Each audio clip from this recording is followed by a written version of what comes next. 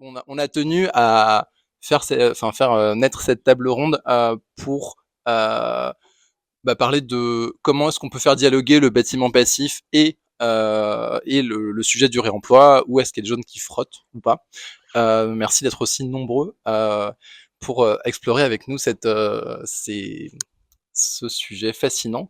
Je vous propose d'abord euh, que vous puissiez vous présenter tous les trois pour comprendre où est-ce que vous vous placez sur l'échiquier du bâtiment passif et ou du réemploi.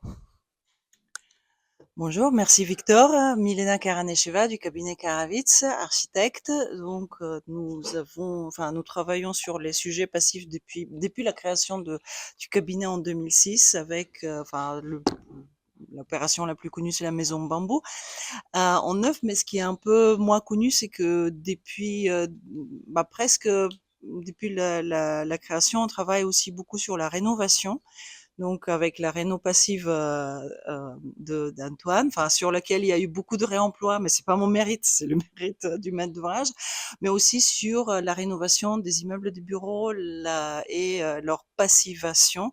Et actuellement, on a plusieurs projets en fait de rénovation en passif. Et pour moi, c'est la première source de réemploi. Et puis après, bah, des réflexions dans ce sens-là qui va plus loin, dans le sens propre en fait, ce qu'on entend aujourd'hui. Voilà, merci. Bonjour à tous, Marie Grindiche, bureau d'études et d'ingénieur conseil. Moi, je suis personnellement conceptrice bâtiment passif et on a de la chance chez EOD aussi parce qu'en fait, on a une casquette réemploi, on va dire plutôt économie circulaire parce qu'on a un positionnement un peu atypique de bureau d'études environnement, parce que j'ai des petits collègues qui travaillent dans la gestion des terres, des déblais, la dépollution des sols, cette échelle-là aussi. D'autres qui travaillent dans l'aménagement, d'autres dans la collecte de déchets. Donc on aime bien en fait des fois un petit peu dézoomer, changer d'échelle par rapport à ce qu'on peut avoir l'habitude de nous traiter sur un angle bâtimentaire. Donc on est très content d'avoir l'occasion de discuter un petit peu sur ce sujet-là. Voilà. Merci. Bonjour à tous. Donc moi je m'appelle Selim Zouaoui, je suis architecte de formation et cofondateur de la solution Cycle Zéro. Alors Cycle Zéro, c'est quoi? C'est une application en fait qui permet de réemployer gratuitement des matériaux de chantier à destination des particuliers et pour les entreprises de valoriser donc ces différents matériaux qui normalement étaient destinés à aller en déchetterie afin de leur prolonger la durée de vie donc à travers le réemploi. Aujourd'hui, nous, notre particularité, du coup, c'est de travailler en flux tendu. Donc, on va parler, je pense, de tout ce qui est lié à la consommation énergétique. Donc, l'objectif, nous, c'est de réduire au minimum notre empreinte par rapport au réemploi et donc travailler directement sur les chantiers. Et aujourd'hui, juste pour parler de quelques chiffres, nous, c'est 300 000 utilisateurs, donc la première communauté de réemploi en France. C'est plus de 20 000 matériaux qui ont été réemployés depuis un peu plus d'un an et demi et 700 tonnes de déchets aussi évités de la benne. Et donc, on travaille aussi avec à destination donc pour les architectes. Donc, comment favoriser le réemploi. Je pense qu'on va définir les différents types de réemploi qui existent, Tout à fait. mais voilà, afin de massifier. Parce que notre objectif reste toujours le même, c'est massifier le réemploi avec tous les outils qu'on peut avoir à notre disposition. Donc, qui dit réemploi, dit optimiser, en tout cas s'occuper de la problématique d'énergie grise et de bilan carbone qui est pris en compte dans le neuf aujourd'hui, dans la réglementation, donc la RE 2020. Et j'aimerais souligner, avant qu'on démarre, que tout cet aspect énergie grise n'est pas du tout pris en compte en passif. Non pas que ça ne nous intéresse pas, mais simplement le label n'en tient pas compte.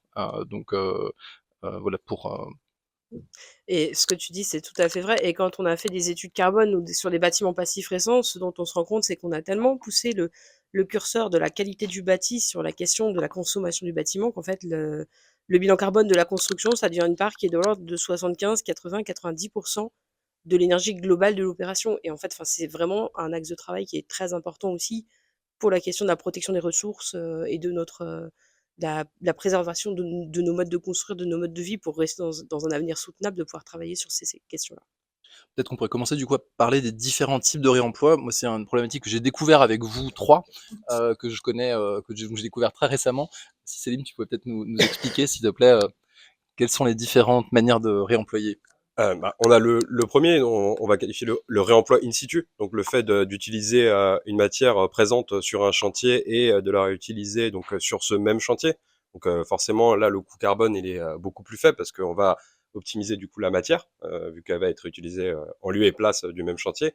Vous avez le réemploi ex situ, donc sur lequel on travaille majoritairement sur cycle zéro. Donc on va prendre des matériaux sur un chantier, donc du curage, et ensuite on va les destiner à d'autres chantiers, donc qui sont extérieurs. Et ensuite, il y a aussi le réemploi d'intégration, où par exemple sur un chantier en cours, on va intégrer des matériaux de réemploi, donc issus du réemploi ex situ. Donc là, on va intégrer donc des gisements issus de différents chantiers pour donc l'intégrer sur un nouveau chantier. Et on peut parler aussi peut-être d'upcycling, où on est sur un réemploi, mais avec une amélioration potentielle du matériau de base ou un changement de destination de fonction. Parce que quand même, dans le réemploi, on a à la base utilisé un matériau pour sa même fonction. Et donc dans l'upcycling, on peut aussi transformer du coup ce matériau. Et si on parle réemploi, enfin, comme tu disais, Milena, en fait, il y a la question de la rénovation. J'ai un chiffre qui m'est revenu. Je crois que la rénovation des bâtiments, c'est moins de 5% du parc bâti aujourd'hui. Donc, en fait, on a quand même vraiment un gros curseur d'accélération à passer pour pouvoir faire de la rénovation. Parce qu'en fait, la question des matériaux, c'est aussi que tout ce qui est lourd est très impactant en carbone. Oh, quelle surprise! Mais donc, enfin, si on parle même de structure, la rénovation, prôner de la rénovation, défendre de la rénovation, et par exemple parler des opérations Enerfit et des labellisations Enerfit qui peuvent présenter des complexités aussi par rapport à un bâtiment neuf, passif, où on sait qu'on met les fenêtres comme on veut, on met les ouvertures comme on veut. Enfin, si par exemple on devait traiter en passif ce bâtiment-ci qui a sa conception bioclimatique complètement posée, les règles du jeu sont pas les mêmes et donc ça pose la question aussi de se projeter dans les contraintes de la rénovation également. Et ça permet de dire aussi une chose, je pense qu'on va parler de réemploi, il faut toujours quand même aussi avoir en tête que si on va chercher un matériau dans un existant à un endroit, là je fais un parallèle avec ce que nous disent toujours nos petits collègues de la dépollution.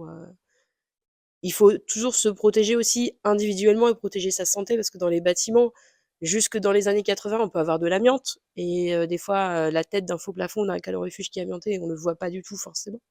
On peut avoir des peintures au plomb sur des radiateurs en fonte comme ça qui sont extrêmement beaux, mais on peut avoir des vieilles peintures qui ont des choses et on peut tout à fait faire du réemploi avec, mais ça veut dire aussi qu'on passe par la case de vérifier qu'on n'a pas de produits dangereux sur le site pour se mettre en réemploi dans de bonnes conditions et de protéger les personnes et de faire ça conformément aux règles de l'art.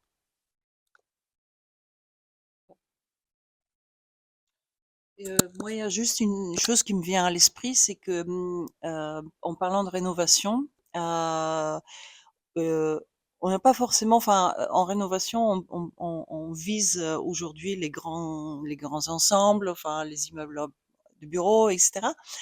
Et là récemment, j'ai écouté la conférence, enfin, un professeur à l'université technique de Munich, qui ont fait des recherches, sur, enfin une commande du ministère du logement, enfin allemand, et qui disait en fait le plus grand gisement en termes de rénovation, c'est la maison individuelle, en fait.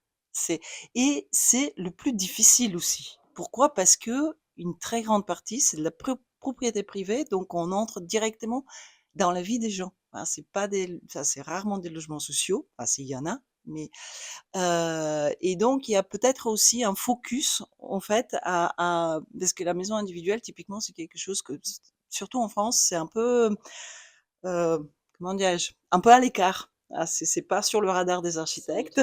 Voilà, c'est un autre monde et du coup peut-être aussi changer un petit peu de point de vue, et de voilà de perspective. Il y a aussi avec en préparation de cette table ronde, on en a parlé, aussi la question des usages qui aujourd'hui sont plus du tout les mêmes qu'il y a 30 ans, il y a 60 ans, et le parc en fait immobilier, il est quand même très, parfois très ancien. Donc il y a cette question d'usage, enfin c'est, qui est assez essentielle je pense, et qui détermine pas mal des choses, mais qui est techniquement pas vraiment chiffrable, en fait. Donc passe un petit peu sous les radars également. Voilà un petit peu les Mmh. les réflexions que, heu Et ça a fait la passerelle avec ce qu'on se disait aussi sur le monde du réemploi, c'est qu'il y a une difficulté sur la performance d'une enveloppe passive, qu'il y a des conditions de technicité qui sont importantes avec du triple vitrage, avec des CTA certifiés double flux par exemple. Et ce dont on se rend compte aussi, c'est qu'il faut aussi peut-être se poser les bonnes questions, c'est que Si on définit aussi qu'un bâtiment, des fois, a pas forcément 100 de ses zones chauffées, on peut rendre des zones qu'on va chauffer, efficaces. Et moi, j'ai en tête, une référence d'un bâtiment passif qu'on a fait chez nous en 2014 et en fait, c'était 2 enveloppes thermiques, de bureaux liaisonnées par un hall de dessert, atrium et des espaces un peu de détente informelle qui ont été traités en atrium non chauffé et en fait, à l'époque, il y avait pas forcément de réemploi dessus, mais c'était complètement compatible et en fait, on peut, dans un bâtiment passif, positionner du réemploi, même sur la partie enveloppe, sur des zones qui ne seraient pas forcément attendues en termes de performance chauffée au niveau de la grande qualité d'enveloppe passive. Et on peut bien sûr aussi positionner le réemploi sur tous les autres domaines qu'on a vus aussi. Je veux dire, celui il est emblématique, faux plafond, luminaire, sol, etc. Tout ça, on se le redit, mais en fait, le réemploi aujourd'hui, il peut être sur quasiment tous les corps d'état de bâtiments. Il peut être sur presque tous les postes. Et au final, je pense que ça pose la question de se dire sur un bâtiment, comment je vais projeter mon bâtiment neuf? Comme tu disais avec la maison individuelle, on s'est projeté une image peut-être quand on arrive dans un lieu, on veut s'approprier une maison, on arrive dans une nouvelle maison, on veut s'approprier un appartement, on a envie de changer d'image, on a envie de rafraîchir, de changer les revêtements. Les prestataires de bureaux font ça même à l'excès parce qu'on s'aperçoit que les loueurs de bureaux, les revêtements sont beaucoup trop souvent rénovés et donc ça pose la question de l'image du réemploi et de se dire: «Qu'est-ce que je peux trouver comme matériaux disponibles?» plutôt que de forcément me dire: «Je veux tel matériau qui ait tel critère, telle fonction et cetera». Ah, celui-là qui est dispo sur une plateforme, il est quand même hyper intéressant. Moi, j'aimerais prendre quelques secondes ma casquette de labellisateur bâtiment passif, du coup, pour préciser qu'effectivement, en passif, on a des critères de confort qui s'appliquent sur les fenêtres, en tout cas sur les fenêtres des espaces qui sont en occupation prolongée, mais qu'on peut tout à fait envisager des fenêtres avec des performances dégradées sur des fenêtres qui donnent sur des circulations, des entrées, par exemple. Donc ça pourrait être une manière de les intégrer. Après, c'est vrai que je me poserais évidemment la question de comme quelle performance on renseigne et je n'aurais pas forcément la réponse. Bah, en tout cas, par rapport à ce que vous disiez, c'est exactement en fait, l'angle par exemple que nous on a pris en fait, je dis que le zéro il est parti de ce constat, c'est, la maison individuelle, et c'était un peu l'angle mort, de la création de filières autour en fait du réemploi dans le BTP et c'est parti d'un constat simple, c'est qu'en fait le réemploi, il y avait un vrai problème, d'efficacité directement sur le chantier. C'est-à-dire qu'on se retrouvait, beaucoup, ça c'est de l'expérience de suivi de chantier, mais on se retrouvait beaucoup avec des matériaux qui étaient normalement destinés à faire du réemploi, mais qui à la fin en fait allaient en benne. Et ça, nous, ça nous paraissait, enfin, il fallait agir dessus. Et on s'est dit, mais en effet, il faut augmenter la circularité de la matière. Et donc la vision et notre rapport à la matière. Et ça passe forcément aussi dans notre comment du coup on fait nos rénovations, comment on s'approprie nos lieux et comment ces lieux aussi par la suite qu'on va laisser, comment cette matière on va la donner par la suite aussi dans donc en travaillant sur les démontages et autres pour augmenter cette circularité là. Et le billet du particulier ou du citoyen, celui à qui on a vendu le modèle de la maison individuelle, bah, il a beaucoup plus de facilité à s'emparer de ces matériaux de réemploi. Et aujourd'hui, ça devient même essentiel sur deux volets, notre indépendance en rapport à la matière, avec ce qu'on voit, les droits de douane, etc., et le fait de renforcer cette circularité. Et le deuxième, bien sûr, notre rapport donc lié à l'extraction, et je dirais même le troisième, qui s'est ajouté depuis peu, avec par exemple ma prime rénov qui est sautée, enfin qui a sauté pendant un moment, mais c'est vrai, mais du coup il y a une question économique, politique et écologique. Et c'est vrai que le levier de la maison individuelle devient enfin, un levier intéressant pour pousser le réemploi de matériaux. Mais ça peut être aussi du réemploi en apport dans le cadre de construction, on va dire, plus professionnelle sur d'autres types voilà, de fonctions ou d'usages. Et il y a là-dessus encore un autre levier, c'est les assurances, en Oui, fait. C'est vrai qu'en maison individuelle, vous avez plus, enfin, on a quand même plus de possibilités d'expérimenter et d'être aussi un petit peu dans l'angle mort c'est ça. des assurances Oui, également. Et il y a aussi de l'autoconstruction. Enfin, ça, c'est de c'est ça. la, Ouais. ouais, effectivement. Donc c'est vrai que nous, on a quand même, quand on a discuté, le sujet, il est très vaste en fait. Enfin, c'est-à-dire qu'il y a la rénovation, il y a le réemploi propre. Enfin voilà, donc je prends un matériau, je le réutilise comme on voit ici. Mais il y a aussi la question, je pense, de cycle de vie, enfin de la qualité de la construction, de la longévité de la construction même, enfin, qui repose sur plusieurs piliers. Donc finalement, ça devient quelque chose de assez complexe, en fait. Et aussi le fait que si on parle de rénovation, ben, on augmente aussi le confort. Donc l'usage d'un même lieu n'est plus le même du fait qu'on a augmenté son confort et du coup on peut voilà le rapport à notre corps il est plus le même en fait, enfin il est différent. Mmh. Oui, et il y a aussi la question de l'acceptabilité, l'aspect psychologique de mettre des éléments de réemploi dans un bâtiment, bah, c'est pas le même raisonnement, c'est ce que vous exposiez tous les trois quand on a préparé cette table ronde, d'accepter, je me souviens des exemples par exemple, d'avoir des luminaires différents dans des pièces différentes, d'avoir une cuisine qui est pas forcément du coup, qui ne sort pas d'un catalogue, ça peut être que des éléments dépareillés, c'est des choses aussi sur lesquelles bah, du coup, enfin, il faut aussi travailler. Et je dirais que l'acceptabilité, il y a aussi une part très psychologique dans l'acceptabilité parce qu'en fait, par exemple, c'est un sujet qu'on rencontre beaucoup sur les sanitaires de réemploi. Les sanitaires de réemploi, ça bloque, énormément de monde, en fait, et parce que plein de gens se disent: «Oh là là, mais ces WC là, ils vont pas du tout être propres» et cetera et tout, et en fait, moi, j'ai été voir, le showroom de Synéo qui est un incubateur de réemploi à Ivry-sur-Seine. Ils ont des entreprises, en fait, qui font du réemploi de sanitaires et ils ont un jeu. Il y a un sanitaire neuf, il y a un sanitaire de réemploi et devinez lequel c'est. Et vraiment, mais on ne sait pas dire lequel est de réemploi et lequel est de neuf. Donc, enfin, aujourd'hui, le réemploi s'est développé, s'est structuré aussi pour répondre à des critères de neuf. Il y a des protocoles de reconditionnement pour ramener les performances de produits à la qualité du neuf quand ces produits ne sont pas déjà même neufs et sortis d'un cycle de distribution. Alors, ouais, c'est marrant parce que le WC, c'est vrai qu'à chaque fois, tout le monde en parle. C'est un peu le symbole de cette question. Alors moi, c'est vrai, alors, personnellement, j'ai un regard un peu extérieur, ça dépend des types d'opérations. Parce il y a autre chose aussi dans le réemploi. Il y a un volet social, il y a un volet patrimonial. On peut parler aussi de l'acceptabilité par rapport à la matière, parce que vous êtes ici dans les canaux, vous voyez bien bah, les matériaux qui ont été utilisés, leur assemblage. Je pense qu'il y a eu la présentation sur le parquet, sur les différents, bah même ça va jusqu'au rideau. En fait, la matière dans le réemploi sur l'acceptabilité, elle a une histoire, elle a comment un patrimoine. Il est parfois local, c'est par exemple des éléments sur du réemploi in situ. On peut prendre l'exemple de volets bois qui sont reposés pour faire par exemple des parvus pour des jardins. Ça, c'est propre en fait à la rénovation du bâtiment. Donc, on peut parler de patrimoine local. Et il y a le patrimoine plus global, celui lié par exemple à l'artisanat, l'extraction de pierre, l'extraction de bois et tout ce travail. Donc, en fait, il a même une qualité supplémentaire dans l'imaginaire, le réemploi.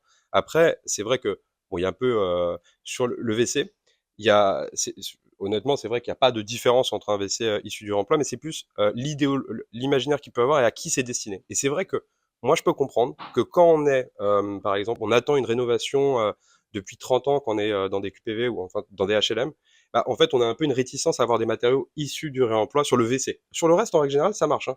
Mais sur le WC, dans l'imaginaire, il peut avoir un problème. Parce que c'est un peu, on attend ça depuis 30 ans et en fait, nous, on n'est peut-être pas assez bien. C'est pas comme un choix, par exemple, d'un propriétaire qui a une maison individuelle, là, que nous, on va toucher, par exemple, pour qu'il récupère un WC issu du réemploi, qui fait le choix de faire une économie et de prendre ce WC de réemploi.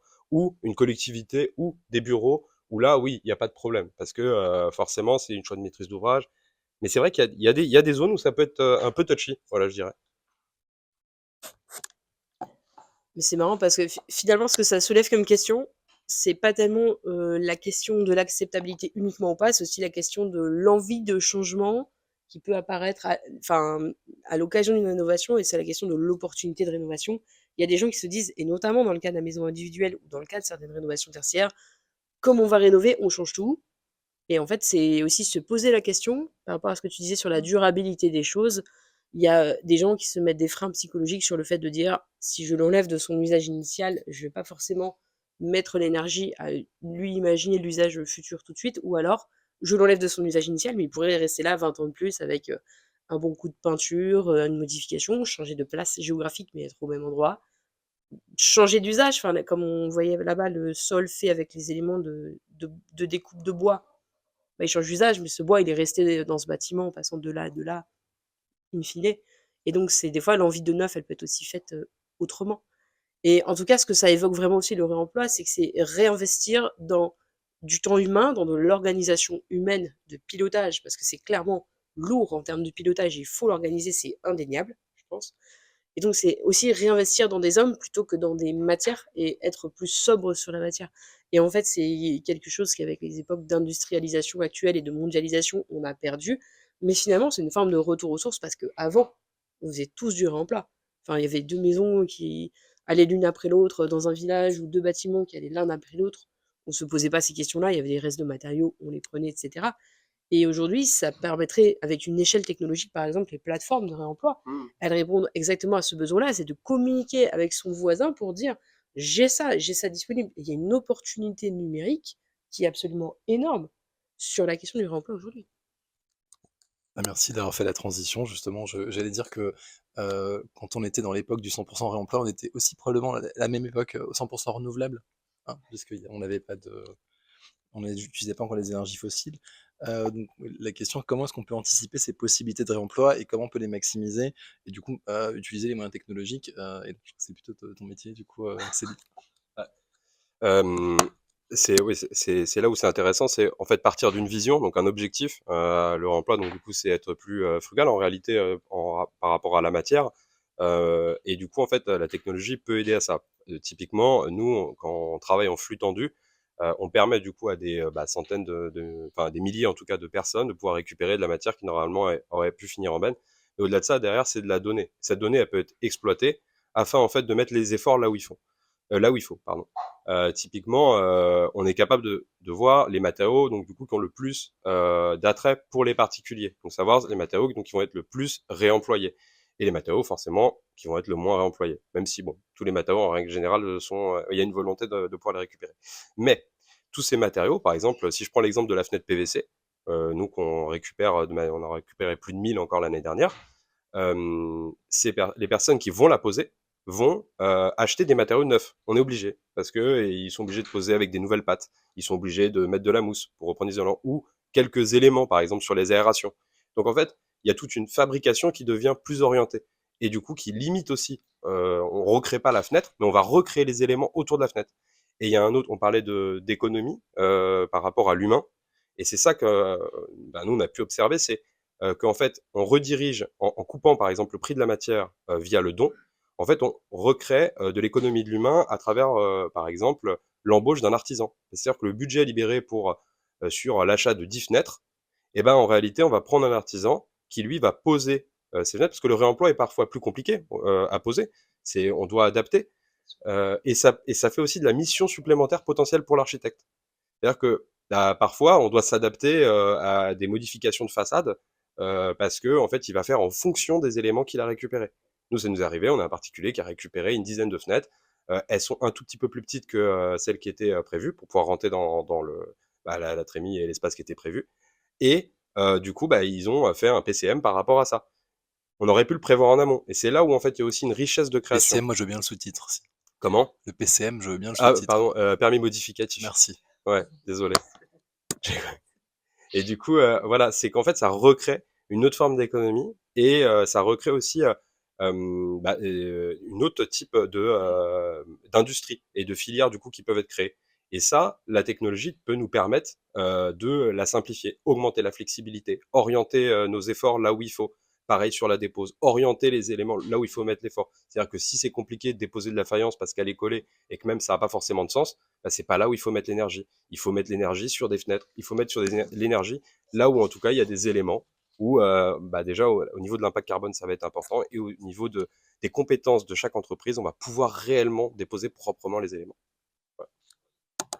Et ce que tu disais sur la matière, ce qui est intéressant pour moi, c'est que tu disais il y a des choses qui sont inévitablement quasi neuves, effectivement, par exemple une pâte de fixation, etc.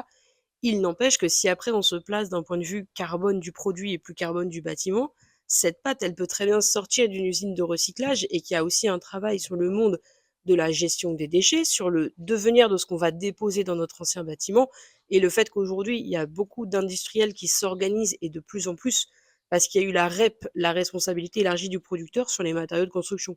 Donc en gros, c'est l'équivalent de ce que vous payiez avant sur les écotaxes de déchets électriques. En fait, pour l'élimination, le recyclage en fin de vie, etc., ce sujet-là de gestion des matériaux est en train d'arriver, et notamment pour aider à organiser des filières de réemploi sur le plan national. Et il y a aussi un très gros travail des industriels en général sur beaucoup de produits pour se mettre dans une logique de circularité, pour mettre en place des politiques de reprise de chute, de dépose de chantier, parce que un matériau réemployé, c'est pas forcément un matériau qui a vécu, comme on disait. C'est un matériau qui a vécu, c'est un matériau qui est sorti d'un emballage parce que l'emballage était endommagé et qu'il est bon. C'est un matériau de chute de découpe. C'est un matériau qui, en fin de chantier, c'est un surplus de quantité parce qu'on voulait être sûr d'avoir assez et que les découpes se sont bien passées et qu'on a un petit stock, etc. Enfin, il y a beaucoup de sources de matériaux neufs qui deviennent hors circuit, qui rentrent dans le monde du réemploi. Et donc, par exemple, un industriel qui reprend des chutes d'isolants qui n'ont pas été posées, mais parce que le rouleau était pas fini, ou etc., ou même une entreprise qui va le mettre d'un chantier à l'autre et qui va au dépôt, c'est déjà du réemploi, en fait, aussi.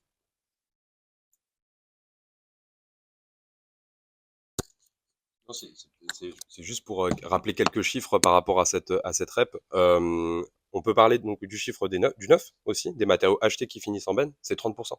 30%. Donc là, pour le coup, on parlait normes ou autres par rapport aux bâtiments passifs. Ces matériaux, ils peuvent très bien, du coup, alimenter les bâtiments neufs construits pour être bâtiments passifs, clairement. Et au-delà de ça, juste les chiffres comme ça, c'est fait. Vas-y, vas-y. Objectif 5% de réemploi donc d'ici 2027. On en est à combien aujourd'hui? Moins de 1%, mais honnêtement, c'est le moins de sur 46 millions de tonnes de déchets, donc dit valorisable selon l'ADEME. Mais en fait, on est bien en deçà des 1%. 1%, c'est un peu un chiffre global, mais en réalité, je pense qu'on est beaucoup plus bas. Je pense qu'on est plus proche des 0,1, 0,2%. Et donc le gap, il est hyper important.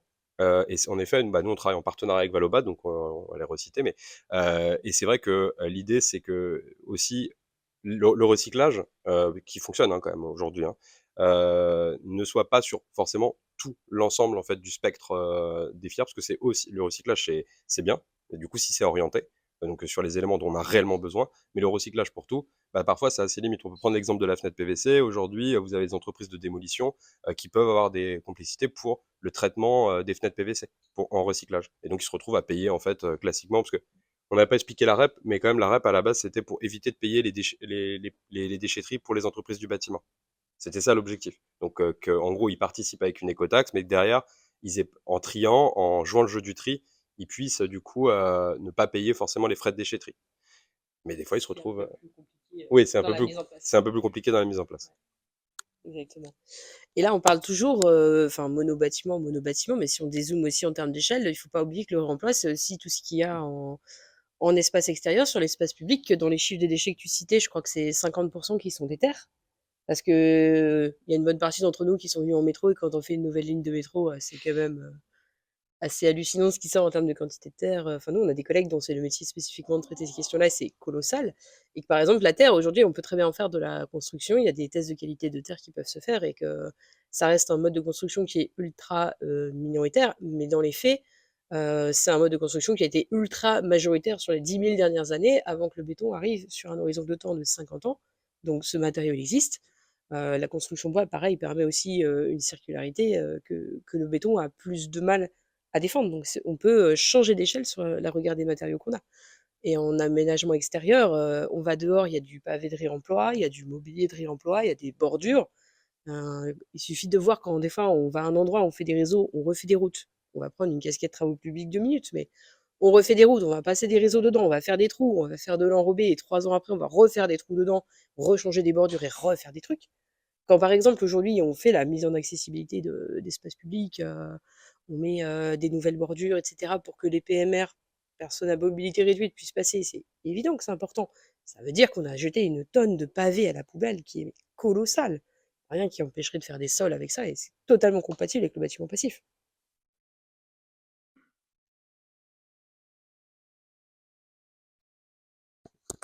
D'où l'intérêt de mettre en relation les acteurs et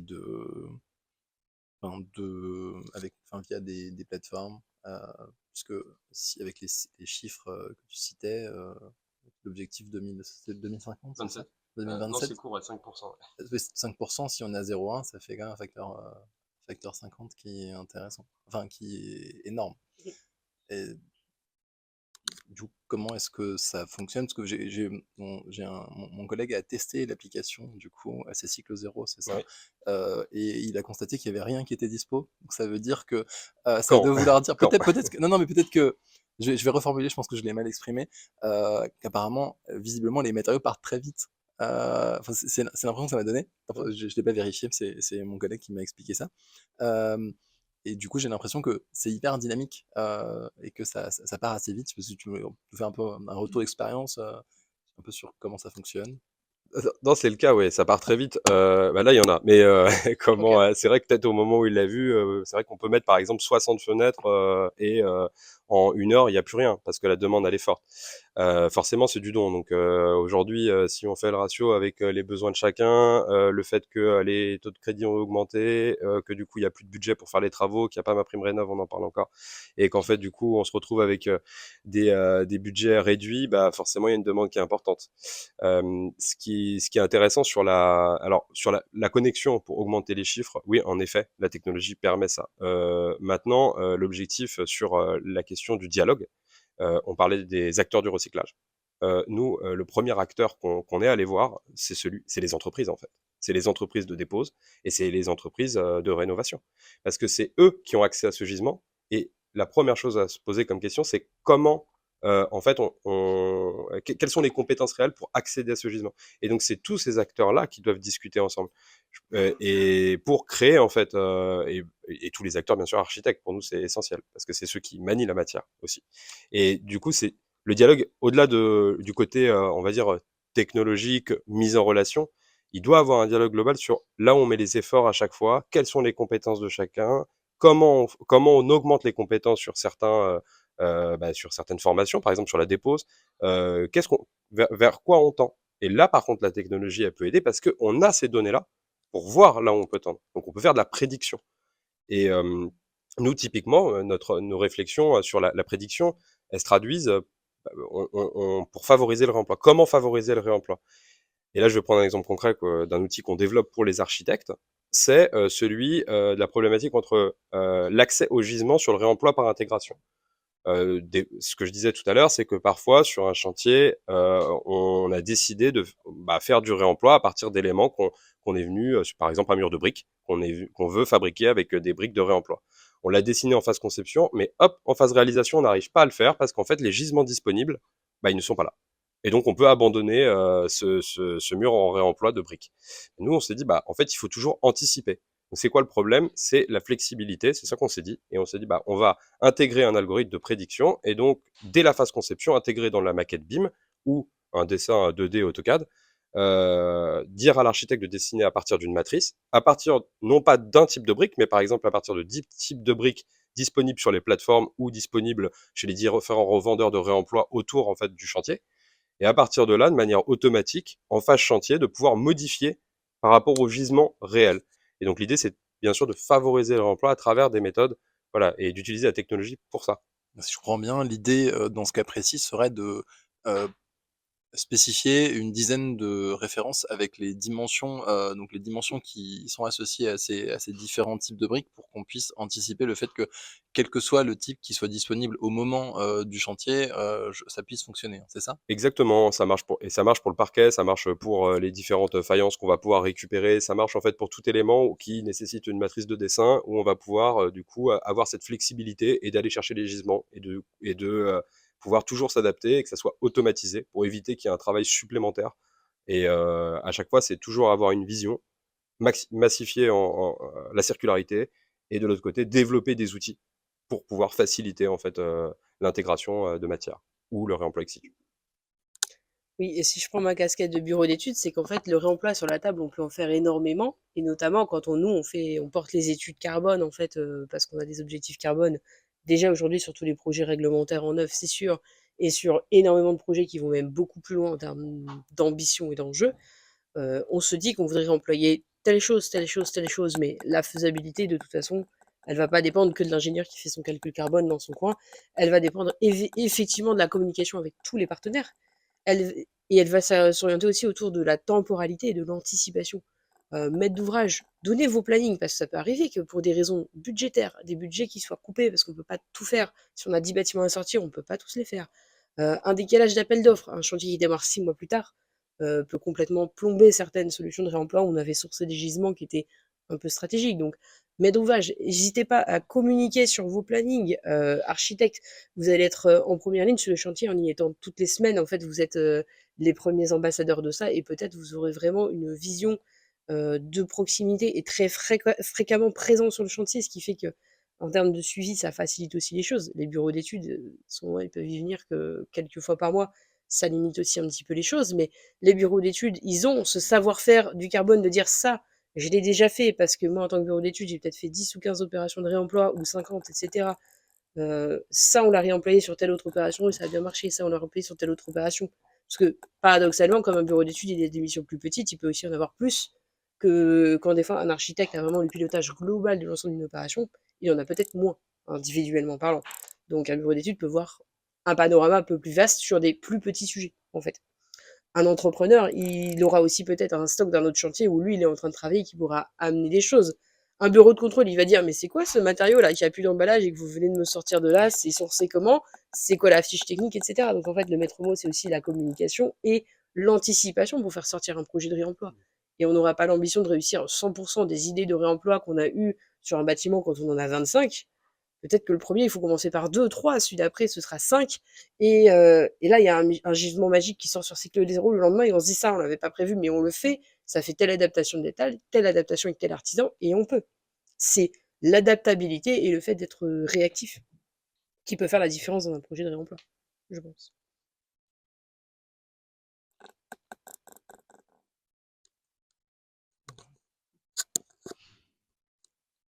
On touche à la fin de la table ronde.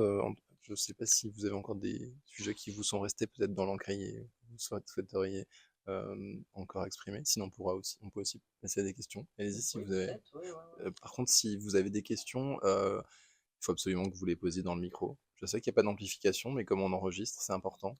Est-ce que c'est OK pour vous si on passe aux questions? Vous avez encore des choses à ajouter? On pourrait parler pendant des heures, donc Bah, je sais bien, en fait, ça nous a beaucoup inspiré, la première réunion qu'on a eue de mise en place pour la table ronde. On s'est dit que ça pourrait être une bonne idée de faire des webinaires ou des conférences sur des sujets plus précis sur le réemploi, puisque là, on vous montre un peu l'objectif de cette première table ronde, c'est de montrer la variété et l'étendue du spectre du réemploi. Du coup, est-ce que quelqu'un a des questions?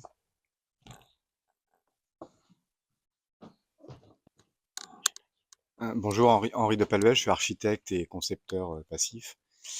Je pense en effet que le premier levier, en tout cas pour les architectes et pour la partie maîtrise d'œuvre sur le réemploi, c'est le bilan carbone du bâtiment.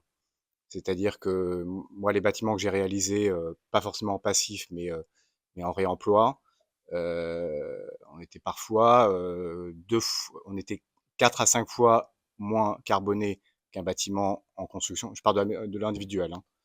Une construction classique individuelle, et on était 2 fois moins carboné avec du réemploi qu'en biosourcé. Donc c'est un facteur qui est hyper important. Je pense qu'aujourd'hui, je ne sais pas comment c'est calculé dans les bureaux d'études thermiques, le bilan carbone, etc. Mais je pense que le passif, s'il veut un peu s'engager là-dessus, il faut à un moment donné qu'on puisse chiffrer ça dans le passif. Et je ne sais pas ce qu'il y a comme, pour l'instant, modèle et logiciel qui peut permettre de le faire. Mais si on pouvait, dans le logiciel du passif, quand même, donner un bilan carbone de la construction du bâtiment et du poids carbone uniquement de la construction, ça serait hyper intéressant, parce que c'est là que le réemploi devient un vrai levier. Et après, je trouve ça dommage de devoir passer par la réglementation thermique classique et le bilan carbone de la réglementation thermique classique pour arriver à ce bilan-là. Et l'autre point que je trouve très important, c'est en effet, en tout cas sur l'individuel, c'est l'usage, parce qu'on se rend compte que justement, dans les usages annexes, c'est là qu'on peut faire du réemploi massif. Et en passif, ça c'est parfois difficile à intégrer. Je réalise actuellement une maison certifiée passive, donc j'ai fait une partie très compacte qui est la partie vie principale. Et puis les clients voulaient absolument avoir, par exemple, un élément poêle à bois ou je sais pas quoi. Donc on a fait une extension, pas une extension, mais une partie non passive qui elle est du coup peut être fait 100% en matériaux de réemploi. Mais par contre, parfois c'est difficile ça de l'intégrer aussi dans le logiciel. Mais bon, voilà, c'est faisable, mais voilà. Donc je trouve que peut-être que de la part de la maison passive, il y a, ou en tout cas de la part du monde du passif, il y a peut-être une option de ce côté-là. Je sais pas. Alors du coup, je vais essayer de répondre, à la question depuis mon point de vue de labellisateur. Il y a 2 choses, pour moi, on peut malheureusement, enfin pas malheureusement, mais c'est un fait aujourd'hui, le label Passive House, c'est un label, qui est international, qui a été développé en Allemagne, sur lequel aujourd'hui on ne c'est pas forcément nous qui décidons des tenants et des aboutissants du label. Il y a quelques années, le Passive House Institute, qui est donc le créateur du label, qui existe depuis plus de 30 ans et qui n'a presque pas bougé depuis, avait communiqué sur un module de calcul bilan carbone des bâtiments. Finalement, il s'est rien passé. Et aujourd'hui, on peut faire utiliser tous les outils qu'on veut et il y en a, je ne les connais pas parce que je les pratique pas, mais pour faire du bilan carbone. Mais aujourd'hui, en tout cas, il n'y a pas vraiment, pour l'instant, de volonté, en tout cas de cet institut, d'intégrer le bilan carbone dans leur label. Je dis le leur comme si c'était pas le mien, mais enfin, c'est un peu, disons que c'est pas facile. Disons que nous, on n'est pas forcément consulté pour les évolutions du label, et donc on peut pas. Je comprends hein, ce besoin-là. Aujourd'hui, c'est pour ça que moi je trouve ça intéressant que on est pour le neuf en tout cas, la RE2020 qui nous oblige, qui va nous obliger de plus en plus à tenir compte de ce sujet-là. Je suis pas en train de dire que c'est idéal et que c'est parfait, hein, pas du tout, mais en tout cas pour l'instant, je pense que ça va continuer comme ça encore un certain temps en tout cas. Même si je pense que c'est pas la réponse que vous voulez entendre, malheureusement c'est comme ça. Oui, mais il y a quand même des éclaircissements. Alors avant de passer à Marie, parce que je pense que tu vas nous éclairer aussi du point de vue côté ingénieur. Alors juste pour avoir assisté à pas mal de conférences, etc., où cette question, elle n'est pas nouvelle en fait. La question du bilan carbone et de la provenance des matériaux, de la base de données, elle est quand même assez vieille. Et donc, effectivement, le standard passif, il se veut ouvert, en fait, ouvert à tout type de construction, que ce soit la fenêtre PVC ou que ce soit la fenêtre bois, etc. Tout est certifiable. Donc, c'est leur politique, en fait, déclarer qu'on ne va pas privilégier un industriel par rapport à un autre. Ce qui ouvre la porte à tout le monde. Mais voilà, à tous les. Donc c'est un point. Un autre point, c'est qu'il y a une question, et ça, je pense que tu en parleras, c'est la base de données. Enfin, sur quelle base de données, comment, enfin, il n'y a pas le calcul thermique passif, il est unique, enfin, il est unifié. Enfin, c'est qu'on soit en Chine, en France ou aux États-Unis, c'est le même calcul. C'est le climat qui en fait et c'est un outil de conception en quelque sorte. Pour le bilan carbone, je pense pas que ce soit exactement la même chose. Enfin, c'est-à-dire que déjà ici, on a quand même pas mal de discussions sur quelle est la base de données et ça. Et un troisième point, nos collègues architectes en Allemagne, enfin, quand je dis le standard il est ouvert, vous le connaissez, c'est un tableau Excel, le PHPP. Donc, nos collègues en Allemagne, qu'est-ce qu'ils font? Puis c'est en gros, c'est un gros quantitatif, en fait, le PHPP. Donc, qu'est-ce qu'ils font? Ils font, par exemple, leur estimation de coût de construction avec le PHPP. Parce qu'ils ont déjà saisi tous les quantitatifs. Dans la partie allemande, ils font aussi les calculs réglementaires. Après, en France, on peut pas faire les calculs réglementaires pour des raisons qu'on connaît tous, mais c'est-à-dire que quand ils font l'estimation, c'est eux en fait qui ajoutent des onglets, etc., qui leur permettent justement de se servir de cet outil pour d'autres usages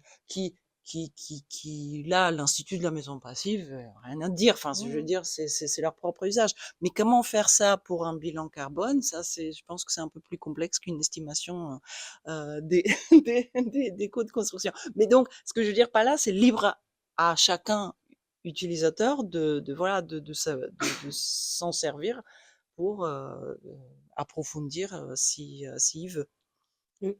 Sur la question de la réglementation thermique, elle a certains défauts en thermique que nous, on voit de notre œil de passif parce que le passif se positionne sur un angle de qualité thermique très élevé. Tout à fait. C'est un choix de positionnement et du coup, on défend tous cette approche de qualité. Mais en fait, la performance, moi j'aime bien dire que c'est un escalier. On peut se situer à la première marche et avoir envie de monter un petit peu plus haut. On peut être déjà tout en haut des marches et savoir faire des bâtiments passifs très fort sur la question. La réglementation, la RE 2020 a eu le grand mérite de dire que tous les gens qui étaient sur l'escalier, ils ont dû prendre le train du carbone. Et tout le monde n'était pas sur la même hauteur de marge. Donc en fait, quand on commence à avoir un nivellement par le bas de gens qui sont obligés de faire du carbone, ça veut dire que la démarche de qualité qui est au-dessus, elle peut ouvrir la porte à massifier les réemplois, à réorganiser tout ça, à aller faire plus d'efforts encore sur des matériaux vertueux, etc. Et il y a des projets qui seront au minimum réglementaires. Avant, il n'existait pas en carbone et on pouvait faire un truc 100% horrible. Et aujourd'hui, il y a un minima réglementaire qui va apparaître. Il est en train d'apparaître pour les dernières typologies. Il apparaîtra que pour le neuf, etc. On pourra avoir la discussion aussi sur la rénovation, mais ça a le mérite de mettre tout le monde dans un train et de dire vous êtes obligés de vous mettre en mouvement. La direction, c'est par là, en fait. Et ça, c'est quelque chose. Nous, de l'œil de passif, on regarde le projet thermiquement parlant. Mais moi, j'ai fait un bâtiment thermique passif très intéressant à Villeneuve-le-Roi. Il est en structure béton sur tout le rez-de-chaussée. On pourrait se dire, oh là là, pourquoi? Il est inondable sur 1 mètre de haut. J'aurais bien aimé savoir en quel matériau j'aurais pu le faire autrement qu'en béton. C'est la programmation de pouvoir offrir un équipement public localement disponible à des élèves qui étaient dans un bâtiment de collège des années 70, amianté, absolument atroce sur le plan et fonctionnel, acoustique, confort thermique, et qui ont eu droit à un bâtiment de qualité passif, très étanche, protégé du bruit, là où ils habitaient. Et donc, en fait, chaque matériau a sa place, a ses apports aussi. Ce qui est intéressant, je pense, c'est d'utiliser les outils de façon intéressante. Quand on a un outil PHPP qui nous fait faire tout un quantitatif du bâtiment avec un bilan thermique, qu'on a une réglementation thermique où on doit faire un calcul thermique normé et qu'en plus on va nous demander une SED, simulation énergétique dynamique, pour dire je vais encore calculer le bâtiment thermique de façon dynamique sur la question de l'angle des consommations. Cette étude-là, elle est intéressante en termes de confort, mais troisième étude en termes de consommation. 3 études de consommation. Bah, le PHPP, il est très bien capable de faire un bilan de consommation tout poste comme un grand. La réglementation thermique, elle a des usages normés qui sont pas exhaustifs. Le PHPP, il a des usages exhaustifs. Donc en fait, on peut aussi simplifier les outils. Et tu parlais de la donnée. Ce qui est très intéressant, c'est que le PHPP, c'est un outil Excel ouvert. Donc on peut très bien prendre de la donnée et de dire, je sais que de cette nature de façade, j'ai 286 mètres carrés. Et donc dans mon étude carbone, j'ai une cohérence de données à 286 mètres carrés. Parce que la question de la comptabilité carbone, c'est que je prends tous mes matériaux, je les somme, je leur impute une fiche de pondération carbone qui est normé par un processus disponible sur le site INIES avec des fiches de données environnementales et sanitaires FDES, qui sont vérifiées, déclaratives, etc., mais qui ont le mérite d'exister et de dire l'impact de ce matériau-là, c'est 42, c'est 18, c'est 54, et je vois comment je fais la somme pour arriver au seuil. Là où je pense que sur la question de la comptabilité carbone, il y a encore des gros progrès à faire. Aujourd'hui, les fiches, elles existent, et savoir déclarer une fiche, c'est bien normé, c'est égalitaire. Faire une ACV, si vous décidez de compter 20 matériaux ou 200, presque on peut rien vous dire, on peut relire un peu et vous dire ah il manque un peu celui-là, mais il n'y a pas de question d'exhaustivité des études carbone face aux matériaux qu'on a. Parce qu'en fait, comme on a des modes constructifs différents, il n'y a pas vraiment un outil où on peut se dire on a une base de données avec tout et on enlève des lignes. Donc il y a des bureaux d'études qui peuvent oublier de mettre un peu des lignes, ou des fois on a un niveau de détail qui est pas suffisant, et donc un bâtiment qui est moins étudié peut paradoxalement avoir une meilleure performance parce qu'il a compté moins de trucs qu'un bâtiment qui a étudié. Et conventionnellement, dans les études carbone, on dit réemploi, c'est égal à 0 l'impact. Comme on disait tout à l'heure, il y a des nouvelles pattes de fixation, etc. Si on était vraiment dans un vrai processus carbone complet, il faudrait compter l'impact de ces pattes, il faudrait compter le fait que quand tu prends une porte de réemploi, tu peux par exemple avoir à rénover ton bâti de porte pour retrouver la qualité de la porte telle que, parce que le bâti, s'il est collé, il se dépose pas comme ça, et donc elle a plus forcément de bâti. Enfin, il y a des choses comme ça. Après, cette norme de réemploi égale 0, elle est là pourquoi? Elle est là pour soutenir le réemploi, pour le faire démarrer, pour dire vous voulez gagner sur votre bilan carbone, vous n'êtes pas aux objectifs avec vos habitudes de matériaux classiques, allez, on va faire du réemploi. Et de passer les freins psychologiques des premières opérations, les écueils des premières opérations, comme ça, les gens, ils vont se dire ah bah je l'ai fait une fois et la fois d'après ce sera moins difficile et je serai prêt à le faire. Cette convention-là, elle est là pour faire muter la filière. Ça Et ça, soutient la c'est très filière. important. Peut-être qu'on Exactement. atteindra rapidement du coup les 5% dont Céline nous parlait juste avant. Et ce sera le mot de la fin, donc vous ayez une dernière bafouille très courte. Très courte. Mais on a plus le temps, je suis désolé, on n'arrive pas à tenir le timing, c'est nous. Non, si, on me dit dans l'oreille que c'est bon, alors on y va. Merci. Non, simplement très vite. Je rebondis sur ce que disait Milena. C'est vrai que le label passif, il compte la performance. Il n'a pas évolué depuis 30 ans et il a le mérite de poser plein de choses et d'être reconnu internationalement. Se pose une question pour la maison du passif. Pourquoi la maison du passif ne serait que le bras armé du PHI et ne s'occuperait que de la labellisation, enfin d'un label allemand que j'affectionne tout particulièrement, parce qu'il a le mérite dans son domaine d'être excellent. Par contre, ma conviction, c'est qu'on peut faire un mauvais passif. C'est-à-dire qu'on peut avoir un bâtiment passif qui va être excellent en exploitation et qui sera hyper carboné à la construction. Et pourquoi la maison du passif ne ferait pas, alors au choix, un guide du passif intelligent, du passif qui ferait la part belle au réemploi, au biosourcé, ce qu'a commencé à introduire la RE 2020. Et pourquoi même, soyons fous, la maison du passif ne délivrerait pas un label complémentaire j'en sais rien, le passif bio, ou etc., une labellisation passive validée par le PHI, et un complément du passif intelligent. Alors effectivement, quand on est en zone inondable, un soubassement béton, c'est intéressant. Même quand on fait un collège, c'est pas idiot d'avoir un rez-de-chaussée en béton parce que ça laisse le temps de préfabriquer la charpente bois. Mais par exemple, avec de la paille, avec une recherche sur le réemploi, on pourrait imaginer quelque chose de complémentaire. Et je pense que ça permettrait à la maison du passif de se démarquer et d'affirmer certaines convictions, de ne pas rejeter les gens qui veulent faire que du passif, mais de les inciter à faire mieux. Voilà, c'était mon avis. En tout cas, ce qu'on a identifié, c'est que ce seraient des potentielles thématiques encore à développer, peut-être via des formats de webinaires et d'autres conférences, parce que on a senti que ce sujet, on avait encore beaucoup à dire sur les synergies entre le passif et tous ces écomatériaux et le réemploi et le carbone. Il y a énormément de liens de passerelle et c'est en fait un enjeu. Je pense que c'est vraiment un changement de paradigme du monde de la construction aujourd'hui et que dans le groupe de travail de la maison passive, on va aussi regarder comment pouvoir massifier le partage de bonnes pratiques sur ces questions-là. Alors d'ailleurs, si je vais quand même le dire, on vient de me souffler dans l'oreillette que visiblement le Passivhaus Institute est en train de développer un module d'études. Alors si tu veux préciser, mais par contre il faut prendre le micro. C'est quelque chose qui est très très récent. Du coup, j'ai pas encore eu le temps de le tester. Je sais qu'ils ont travaillé là-dessus durant leur dernier projet européen et je viens de voir qu'ils ont publié un webinaire dessus le 4 juin.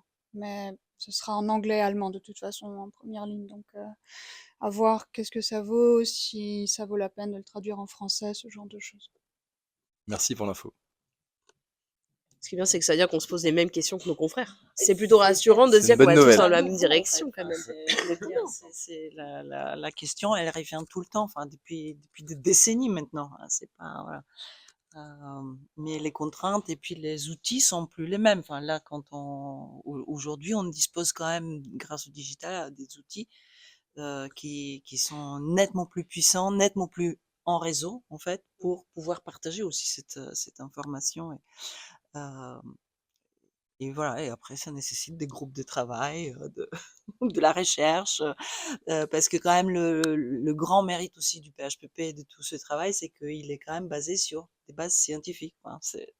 Et donc c'est un peu plus long en fait, Ce enfin n'est pas une boîte noire, effectivement. Voilà, exactement, ce n'est pas une boîte noire et quand on affiche des résultats, on les affiche de manière voilà et exactement. Il me reste plus qu'à vous remercier tous les trois infiniment pour votre participation. Je suis très content qu'on ait pu mettre le pied dans la porte du réemploi avec vous. Je pense que c'est que le début. Du coup, encore merci pour tout ça.